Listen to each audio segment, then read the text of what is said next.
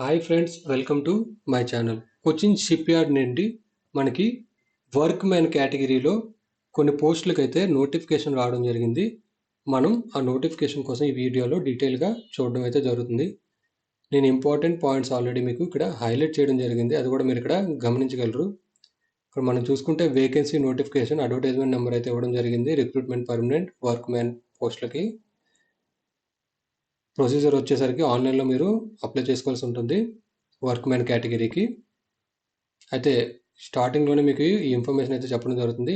Job location వచ్చేసరికి మనకి Cochin Shipyard limited, కొచ్చి, కేరళలో అయితే మనకి జాబ్ లొకేషన్ అయితే ఉండడం జరుగుతుంది. అది కూడా మీరు ఇక్కడ గమనించగలరు. అయితే పోస్టులు మనం చూసుకుంటే ఫస్ట్ ఫైర్ మ్యాన్కి వచ్చేసరికి మనకి ఎడ్యుకేషనల్ క్వాలిఫికేషన్ చూసుకుంటే 10th క్లాస్ పాస్ అయి ఉండాలి. అలాగే మనం ఇక్కడ చూసుకుంటే training in fire fighting from a state fire force or public sector under train. మీకు ఫైర్ ఫైటింగ్ నుంచి ట్రైనింగ్ సర్టిఫికేట్ అయితే ఖచ్చితంగా ఇక్కడ అడగడం జరుగుతుంది. లేదా recognised fire fighting courses in the armed forces, దానికి సంబంధించిన మీకు ఆర్మ్డ్ ఫోర్సెస్లో ఫైర్ ఫైటింగ్ సంబంధించిన కోర్స్ చేసుకున్న మీరు ఈ పోస్ట్కి అప్లై చేసుకోగలరు. లేకపోతే training in fire watch patrol from state fire fighting forces, ఈ క్వాలిఫికేషన్ ఉన్న మీరు ఈ పోస్ట్కి అయితే అప్లై చేసుకోగలరు. అలాగే valid first aid certificate from Saint John's ambulance association recognised institute ఉన్న మీ దగ్గర క్వాలిఫికేషన్ ఉన్న అప్లై చేసుకోగలరు. అలాగే ఫైర్ మ్యాన్కి మనం ఇక్కడ చూసుకుంటే ఎక్స్పీరియన్స్ అయితే అడగడం జరిగింది. మీకు 10th క్లాస్ అయితే మ్యాండేటరీ అండి. అలాగే మీరు ఇందులోని ఆప్షన్ 1 కానీ లేదా ఆప్షన్ 2 కానీ మీకు ఎలిజిబిలిటీ క్రైటీరియా ఉంటే మీకు 1 year ఎక్స్పీరియన్స్ అయితే ఇక్కడ అడగడం జరుగుతుంది. అలాగే మీకు ఇక్కడ 3 training in fire watch patrol from దీనికి సంబంధించిన సర్టిఫికేట్ ఉంటే మీకు 5 years ఎక్స్పీరియన్స్ అయితే మీకు అడగడం జరుగుతుంది. సో సింపుల్గా మీకు 10th క్లాస్ అయితే పాస్ అయి ఉండాలి. దాని తర్వాత ఇక్కడ వాళ్ళు మెన్షన్ చేసిన మూడిట్లో మీకు ఏదో దాని మీద మీకు సర్టిఫికేట్ అయితే ఖచ్చితంగా ఉండాలి. ఫర్ ఎగ్జాంపుల్ మీకు ఈ 1 and 2లో సంబంధించి మీకు దగ్గర సర్టిఫికేట్ ఉంటే మీకు 1 year ఎక్స్పీరియన్స్ ఉండాలి. లేదా మీకు 3కి సంబంధించిన సర్టిఫికేట్ ఉంటే మీకు 5 years ఎక్స్పీరియన్స్ అయితే ఉండాలి. సో ఇది ఫైర్ మ్యాన్కి కావాల్సిన ఎలిజిబిలిటీ క్రైటీరియా. మనం నెక్స్ట్ చూసుకుంటే సెమీ స్కిల్డ్ రిగ్గర్, దీనికి మనం చూసుకుంటే పాస్ ఇన్ 4th standard. అలాగే ఎక్స్పీరియన్స్ చూసుకుంటే minimum 5 years post qualification experience ఇక్కడ అడగడం జరిగింది. In rigging of heavy duty machine parts, assisting in the erection of machinery, దీనికి సంబంధించిన దాంట్లో మీకు 5 years ఎక్స్పీరియన్స్ అయితే ఇక్కడ అడగడం జరిగింది. ఇక్కడ మనం ఫైర్ మ్యాన్లో చూసుకుంటే డిజైరబుల్ అని చెప్పేసి నాలెడ్జ్ ఇన్ మలయాళం అని ఇక్కడ అడగడం జరిగింది. ఇది ఎసెన్షియల్ అయితే కాదు, డిజైరబుల్ మాత్రమే. మీకు ఇన్ కేస్ మలయాళం వచ్చి ఉంటే ఓకే, వెల్ అండ్ గుడ్, లేదంటే కూడా మీకు అప్లై అయితే చేసుకోవచ్చు, మ్యాండేటరీ అయితే కాదు. ఎందుకంటే కొచ్చిన్ షిప్ యార్డ్ లిమిటెడ్ వచ్చేసరికి సెంట్రల్ గవర్నమెంట్ ఆర్గనైజేషన్. ఎక్కడైతే సెంట్రల్ గవర్నమెంట్ ఆర్గనైజేషన్ ఉంటుందో అక్కడ దానికి మనకి పర్టికులర్ లాంగ్వేజ్ అయితే వాళ్ళు అడగడం అయితే జరగదు. సో ఇక్కడ మనం సెమీ స్కిల్డ్ రిగ్గర్ చూసుకుంటే 5 years మనకి ఎక్స్పీరియన్స్ అయితే అడగడం జరిగింది. ఇక్కడ మనం డిజైరబుల్, ఇక్కడ మనం చూసుకుంటే డిజైరబుల్లో good knowledge of splicing works of wire ropes, ఇది డిజైరబుల్ మాత్రమే, మ్యాండేటరీ కూడా ఇక్కడ కూడా కాదు. అలాగే నెక్స్ట్ మనం చూసుకుంటే కుక్ ఫర్ సిఎస్ఎల్ఎల్ గెస్ట్ హౌస్కి ఒక కుక్కి కూడా వేకెన్సీ రావడం జరిగింది. దీనికి మనం చూసుకుంటే 7th standard పాస్ అయితే అడగడం జరిగింది. అలాగే డిజైరబుల్ మనం చూసుకుంటే good communication skills in English కానీ హిందీ కానీ మీకు మలయాళంలో కానీ గుడ్ కమ్యూనికేషన్ స్కిల్స్ అయితే అడగడం జరిగింది. ఇది డిజైరబుల్ మాత్రమే. కుక్కి మనం ఎక్స్పీరియన్స్ చూసుకుంటే 5 years ఎక్స్పీరియన్స్ అయితే అడగడం జరిగింది. ఈ 5 years ఎక్స్పీరియన్స్ కూడా వాళ్ళు government or PSU guest house నుంచి కానీ, లేదా మెస్ అండ్ ఆర్మడ్ ఫోర్సెస్ నుంచి కానీ, లేదా 3 star హోటల్స్ కానీ, లేదా ఫ్యాక్టరీ క్యాంటీన్స్ కానీ, లేదా స్టేట్ పోలీస్ కానీ, లేదా ఏదైనా licence food catering service agency నుంచి కూడా ఉంటే వాళ్ళు 5 years ఎక్స్పీరియన్స్ మీరు ఈ పోస్ట్కి అయితే అప్లై చేసుకోగలరు. అయితే డేట్స్, మన ఇంపార్టెంట్ డేట్స్ చూసుకుంటే మనం ఆన్లైన్ అప్లికేషన్లో అయితే ఆన్లైన్ అప్లికేషన్ అప్లై చేయాల్సి ఉంటుంది. డేట్ వచ్చేసరికి 28 May నుంచి ఆన్లైన్ అప్లికేషన్ ఆల్రెడీ ఓపెన్ అవ్వడం జరిగింది. అలాగే లాస్ట్ డేట్ వచ్చేసరికి 20 June 2025. ఇప్పుడు మనం పే స్కేల్ చూసుకుంటే మనకి పైన ఇచ్చిన 3 పోస్టులకి W5 పే స్కేల్ అయితే మనకి రావడం జరుగుతుంది. అయితే వేకెన్సీస్ మనం చూసుకుంటే ఫైర్ మ్యాన్కి మొత్తం 15 వేకెన్సీస్ అయితే ఉండడం జరిగింది. అందులో ఈడబ్ల్యూఎస్కి 1, ఎస్సీకి 2, ఓబీసీకి 5, యూఆర్కి 7 పోస్టులు ఉండడం జరిగింది. అలాగే సెమీ స్కిల్డ్ మనం చూసుకుంటే దగ్గరికి మొత్తం 9 పోస్టులు ఉండడం జరిగింది. యూఆర్కి 8, ఓబీసీకి 1. అలాగే కుక్ మనం చూసుకుంటే 1 పోస్టు యూఆర్కి అయితే ఉండడం జరిగింది. సో నేను మెయిన్ పాయింట్స్ మాత్రమే నేను ఇక్కడ ఎక్స్ప్లెయిన్ చేయడం జరుగుతుంది, అది కూడా మీరు ఇక్కడ గమనించగలరు. ఇక్కడ మనం పే స్కేల్ చూసుకుంటే మనకి W5 పే స్కేల్ అయితే ఇవ్వడం జరుగుతుంది. మీ బేసిక్ వచ్చేసరికి స్టార్టింగ్ 21,300 అయితే ఉండడం జరుగుతుంది. అలాగే ఎండింగ్ వచ్చేసరికి 69,840 వరకు మీకు వెళ్ళడం జరుగుతుంది. ఇది బేసిక్ మాత్రమే. సో ఇక్కడ వాళ్ళు ఇక్కడ మంత్లీ మీకు ఎంత వస్తుందో కూడా వాళ్ళు ఇక్కడ టేబుల్లో ప్రొవైడ్ చేయడం జరిగింది. ఇక్కడ మేము చూసుకుంటే పే స్కేల్ ఆల్రెడీ వాళ్ళు ఇక్కడ ఇచ్చినట్టు W5 మీకు స్టార్టింగ్ బేసిక్ పే వచ్చేసరికి 21,300. డిఏ ప్రజెంట్ ఉన్న డిఏ అయితే 48.7% అండి. సో డిఏ చూసుకుంటే 10,373 రూపాయలు. అలాగే హెచ్ఆర్ఏ చూసుకుంటే 18%, మనకి 3,834 రూపాయలు. అలాగే కన్వీనియన్స్ అలవెన్స్ చూసుకుంటే 2,400. అలాగే work dress allowances, maintenance allowance చూసుకుంటే 500. మొత్తం మనకి 38,407 రూపాయలు మంత్లీ శాలరీ అయితే రావడం జరుగుతుంది యాజ్ ఆఫ్ నౌ. అలాగే అదర్ బెనిఫిట్స్ మనం చూసుకుంటే ఎన్పిఎస్, అలాగే అన్ని బెనిఫిట్స్, మెడికల్ బెనిఫిట్స్, అలాగే provident fund, gratuity, LTC, leaves అన్నీ మనకి ఇక్కడ ఇవ్వడం జరిగింది. ఇక్కడ ఇంకొక ఇంపార్టెంట్ పాయింట్ చూసుకుంటే the posting shall be at CSLL, Cochin Shipyard లిమిట్లోనే, కొచ్చిలోనే మీకు పోస్టింగ్ అయితే ప్రజెంట్ అయితే ఉండడం జరుగుతుంది. దాని తర్వాత రిక్వైర్మెంట్ బట్టి మీకు ఏదైనా సిఎస్ఎల్ యూనిట్స్లో కానీ ప్రాజెక్ట్స్లో కానీ మీకు పంపించడం అయితే జరుగుతుంది. ఇది కూడా మీరు ఇక్కడ అబ్జర్వ్ చేయగలరు. సో మెయిన్ ప్రజెంట్ పోస్టింగ్ వచ్చేసరికి మనకి కొచ్చి షిప్ యార్డ్లో అయితే మనకి ఉండడం జరుగుతుంది.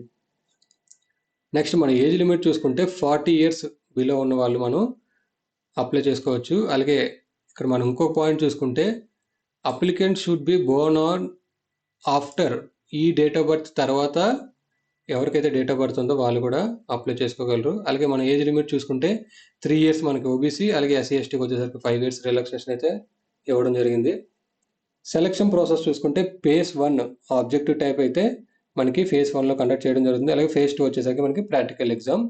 అయితే ఫేజ్ 1 వచ్చేసరికి మనకి ఆబ్జెక్టివ్ టైప్లోని 30 మార్క్స్ 35 మినిట్స్కి క్వశ్చన్ పేపర్ ఉండడం జరుగుతుంది. అలాగే ఫేజ్ 2 వచ్చేసరికి 70 మార్క్స్కి ఉండడం జరుగుతుంది.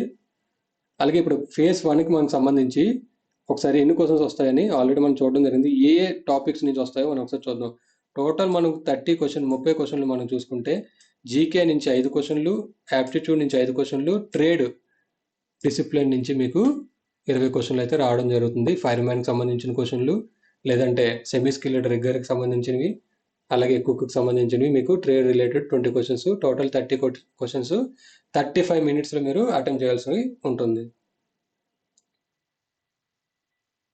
అలాగే ఇక్కడ మనం చూసుకుంటే ఈచ్ క్వశ్చన్ మీకు 1 మార్క్ అయితే ఉండడం జరుగుతుంది. నెగిటివ్ మార్కింగ్ అయితే ఏమీ లేదు. మీరు రాంగ్ పెట్టినా కూడా ఎటువంటి మార్క్స్ మీకు డిడక్ట్ అయితే అవ్వడం జరగదు. అలాగే ఇక్కడ మనం చూసుకుంటే the selection process will be held in Cochin Shipyard limited. అయితే ఇక్కడ ఎగ్జామ్ కూడా మ్యాక్సిమం మనకి కొచ్చిన్ షిప్ యార్డ్ లిమిటెడ్, కొచ్చి కానీ కేరళలో కానీ మీకు ఎగ్జామ్ కూడా ఆల్మోస్ట్ ఉండడం అయితే జరుగుతుంది. ఫర్దర్ ఎగ్జామ్ క్లారిటీ కోసం మీరు ఆన్లైన్లో అప్లై చేసిన తర్వాత వాళ్ళు మీకు మెయిల్ ద్వారా అయితే ఇన్ఫర్మేషన్ అయితే ఇవ్వడం జరుగుతుంది. మనం చూసుకుంటే short list for the post shall be prepared on the basis of marks secured by the candidates in the objective type test. ఎవరైతే 30 మార్క్స్లో హైయెస్ట్ మార్క్స్ వచ్చాయో వాళ్ళ మీద డిపెండ్ అయ్యి వీళ్ళు మెరిట్ లిస్ట్ అయితే ప్రిపేర్ అయితే చేయడం జరుగుతుంది ప్రాక్టికల్ ఎగ్జామ్కి. ఇక్కడ మనం చూసుకుంటే minimum ratio 1:6 candidates against 1 post. ఒక పోస్ట్కి 6 మంది చొప్పున వీళ్ళు షార్ట్ లిస్ట్ అయితే చేయడం జరుగుతుంది ప్రాక్టికల్కి. ఎవరైతే ప్రాక్టికల్ కూడా సర్టిఫికేట్ వెరిఫికేషన్ అవుతుందో వాళ్ళు షార్ట్ లిస్ట్ అవుతారు ప్రాక్టికల్ టెస్ట్కి. ఎవరికైతే సర్టిఫికేట్ వెరిఫికేషన్ అయిందో వాళ్ళు ప్రాక్టికల్ ఎగ్జామ్కి ఎలిజిబిలిటీ అయితే ఉండడం జరుగుతుంది. వాళ్ళు చూసుకుంటే డీటెయిల్ సిలబస్ వాళ్ళకి ఎన్ఎక్సర్ 1లో అయితే ఇవ్వడం జరిగింది. మెయిన్ ఇంపార్టెంట్ పాయింట్స్ మాత్రమే నేను వీడియోలో అయితే ఎక్స్ప్లెయిన్ చేయడం జరుగుతుంది. ఏమైనా డౌట్స్ ఉంటే మీరు కింద కామెంట్ సెక్షన్లో కామెంట్ చేయగలరు. ఇక్కడ ఎక్స్పీరియన్స్ కూడా వాళ్ళు డీటెయిల్గా అయితే మెన్షన్ చేయడం జరిగింది. సో ఇన్ కేస్ మీరు ప్రైవేట్ కానీ పబ్లిక్ సెక్టర్స్లో కానీ జాయిన్ అయ్యి ఉంటే అపాయింట్మెంట్ ఆర్డర్ కానీ, లేదంటే ఆఫర్ లెటర్ కానీ, లేదా లాస్ట్ మీరు డ్రా చేసిన పే స్లిప్స్ కానీ ఇవన్నీ కూడా వాళ్ళు అడగడం జరుగుతుంది. అలాగే మీ ఈఎస్ఐ, ఈపీఎఫ్ స్టేట్మెంట్స్, ఎవరైతే కాంట్రాక్ట్ బేసిస్ మీద జాబ్ చేస్తున్నారో, ఎక్స్పీరియన్స్కి అప్లై చేసుకుంటున్నారో వాళ్ళకు కూడా ఇవన్నీ వాళ్ళు వెరిఫై అయితే చేయడం జరుగుతుంది. అయితే అప్లికేషన్ ఫీజు మనం చూసుకుంటే 400 రూపాయలు application fee plus bank charges extra అయితే మనకి ఉండడం జరుగుతుంది. సో 400 ప్లస్ బ్యాంక్ ఛార్జెస్ అయితే మీరు పే చేయాల్సి ఉంటుంది ఎవరైతే అప్లై చేయాలనుకుంటున్నారో వాళ్ళకి. ఆన్లైన్ అప్లికేషన్ మనం ఆల్రెడీ చూసుకుంటే 28 నుంచి 28 మే నుండి 20 జూన్ వరకు మనకి అవైలబుల్ అయితే ఉండడం జరుగుతుంది. అయితే ఇక్కడ మరొక పాయింట్ చూసుకుంటే ఎస్సీ ఎస్టీ క్యాండిడేట్స్కి ఎటువంటి ఫీజు అయితే వాళ్ళు పే చేసుకోవట్లేదు. అది కూడా మీరు ఇక్కడ గమనించగలరు. ఎవరైతే ఎస్సీ ఎస్టీ ఉన్నారో వాళ్ళు ఎటువంటి ఫీజు అయితే పే చేసినా అవసరం లేదు. ఇక్కడ మనం హౌ టు అప్లై చూసుకుంటే అప్లై వచ్చేసరికి మనం ఆన్లైన్ అప్లికేషన్లో వాళ్ళు ఇచ్చిన లింక్లో మనం ఆన్లైన్లో అయితే అప్లై చేసుకోగలము.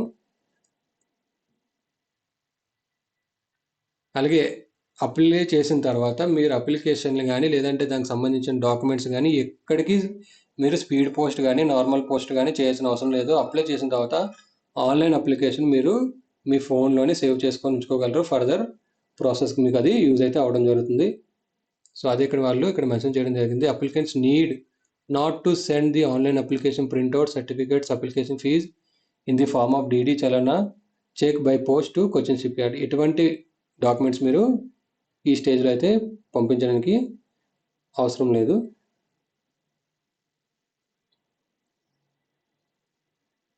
అలాగే మీరు అప్లై చేసే ముందు ఒకసారి మీ ఎలిజిబిలిటీ క్రైటీరియా ఎక్స్పీరియన్స్ అవన్నీ చెక్ చేసుకొని మీరు ఆన్లైన్లో అయితే అప్లై చేయగలరు. ఎందుకంటే ఫీజు కూడా ఉంది కాబట్టి 400 ప్లస్ ఛార్జెస్. వన్స్ అప్లై చేసిన తర్వాత మీరు ఎలిజిబిలిటీ అవ్వకపోతే అనవసరంగా అమౌంట్ కూడా మీకు వేస్ట్ అవ్వడం జరుగుతుంది. అలాగే ఇక్కడ మనం చూసుకుంటే ఎటువంటి ట్రావెల్ అలవెన్స్ కూడా వాళ్ళు ప్రొవైడ్ చేయరు మీరు ఎగ్జామ్ అటెండ్ అవ్వడానికి. కానీ ఎస్సీ ఎస్టీ క్యాండిడేట్స్ ఎవరైతే ఉన్నారో ఎవరైతే సర్టిఫికేట్ వెరిఫికేషన్కి వెళ్తారో వాళ్ళు మీకు స్లీపర్ ఫేర్ అయితే వాళ్ళు ప్రొవైడ్ చేయడం జరుగుతుంది. Only for SC ST candidates అండి. సో అదే పాయింట్ నేను ఇక్కడ హైలైట్ చేయడం జరిగింది. అలాగే ఇక్కడ మనం చూసుకుంటే call letter shall not be sent to short listed candidates by post. మీకు పోస్టల్ ద్వారా ఎటువంటి కాల్ లెటర్స్ అయితే మీకు రాదు. ఓన్లీ మీ ఫర్దర్ కమ్యూనికేషన్ అన్ని మీ మొబైల్ నెంబర్ అలాగే మీ మెయిల్ ఐడికి అయితే రావడం జరుగుతుంది. అది కూడా మీరు ఇక్కడ గమనించగలరు. లేకపోతే మీరు day to day CSIL Kochi website మీరు చెక్ చేసుకోగలరు. సో ఇది సిఎస్ఐఎల్కి సంబంధించిన కొచ్చిన్ షిప్ యార్డ్ లిమిటెడ్ సంబంధించిన నోటిఫికేషను. సో ఈ వీడియో కనుక మీకు నచ్చినట్టయితే లైక్ చేసి షేర్ చేయండి. అలాగే నా ఛానల్ ఎవరైనా సబ్స్క్రైబ్ చేసుకోవచ్చు సబ్స్క్రైబ్ చేసుకోండి.